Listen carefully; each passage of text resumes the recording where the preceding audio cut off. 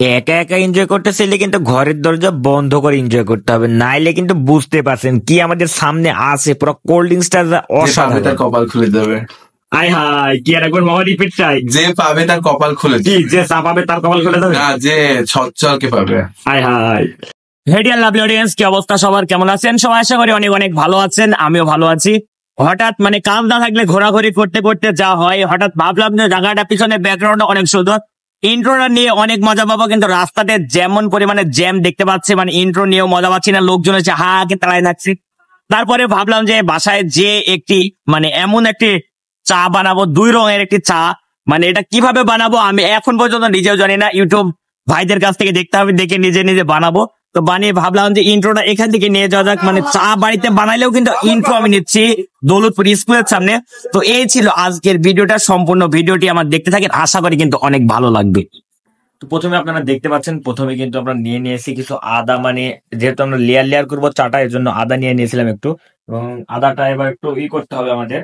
তারপরে ধপাধপ বাড়াবাড়ি শুরু করে দিলাম, যত রাগ আছে আদার পরে তুলে নিয়ে আবার গরম পানির মধ্যে সিদ্ধ করে নিলাম। তারপরে হালকা একটু পরিমাণ মতো চিনি দিয়ে নিলাম, পরিমাণটা এতই কম হয়েছিল চিনির কোনো স্বাদই পাইলাম না। তারপরে চায়ের ব্যাগটা দিয়ে দিলাম, কিন্তু ব্যাগটা খুলে দেখছি পুরো শাড়ি না মশারি পুরো বুঝতে পারলাম না। আর আপনারা যে এতক্ষণ ধৈর্য ধরে ভিডিওটি দেখছেন, সমস্যা নেই, আপনাদেরও চা দেওয়া হবে। একটু কমেন্টসে আপনারা যদি জানান তাহলে আপনাদের কমেন্টসে চা দিয়ে দিব।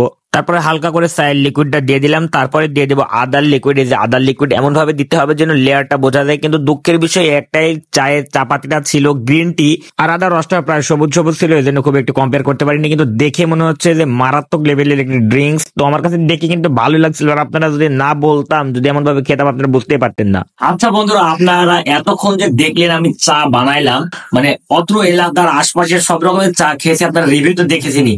সবার মোটামুটি গোপন ট্রিক্স জানা আছে, আপনারা এটা সবাই ভালোভাবেই জানেন। তো আজকে ভাবলাম যে একটু মাতুব্বাড়ি করতে যাই, একটু বেশি বুঝে চাটা বানাইতে গেলাম।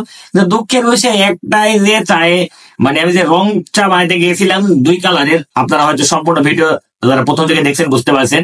কিন্তু দুঃখের বিষয় আমি গ্রিন টি দিয়ে চা পাতিটা দিয়ে বানাইছি, এই জন্য কালারটা খুব বেশি একটি কম্পেয়ার করে আপনাদের দেখাইতে পারছি না। তবু টেস্টটা কেমন হয় এটা কিন্তু আমি বলতে পারি, আর আপনারা দেখে বুঝতে পারছেন। আজকে চা খেয়ে পেট ভরে ফেলবো, আর আমার নিজাতে বানাইলাম চাটা। আর আমি মোটামুটি মেয়েদের সব গাড়ি টুকটাক পারি, খালি আপনারাই পারেন এমন কোনো কথা না। তো চাটা খেয়ে রিভিউটা দেখা যাক যে কেমন হয়েছে। তবে একটা উপকার, যেহেতু আদার রস দিয়েছিলাম, ঠান্ডা ঠান্ডা ভাব লেগেছে একটা। আদার রসটা খাওয়ার পরে একটু হয়তো স্বাভাবিক হবে শরীরটা। না আসলে মোটামুটি খুব যে খারাপ হয়েছে তা না, টেস্টটা হয়েছে মোটামুটি। কিন্তু কালার বানাইতে গেছিলাম 2টা হয়েছে, একটা তারপরেও আপনাদের সম্পূর্ণ চাটা খাই ফেলবো। দেখছি 2টা আছে, 2টাই খাই ফেলবো, জীবনকে দেবো না।